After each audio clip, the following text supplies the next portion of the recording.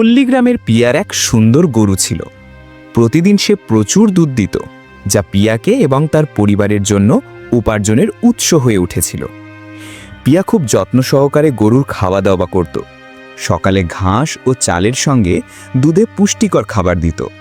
পাশের বাড়ির কিশোর শুভ হিংসা করে দেখত পিয়ার গরু কত দুধ দেয়।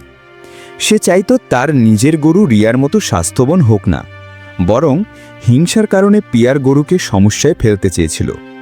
একদিন সে গোপনে গরুর দুধে কিছু অমিল করার চেষ্টা করল, কিন্তু পিয়া তার সতর্ক নজর দিয়ে সবকিছু দেখেছিল। গরুটি তখনও সুস্থ ছিল, কারণ পিয়া নিয়মিত যত্ন নিচ্ছিল। অচিরেই গরুটি আরও স্বাস্থ্যবান হয়ে ওঠে এবং তার দুধের পরিমাণও বেড়ে যায়। শুভর হিংসা উল্টো দিকের ফল বয়ে আনে।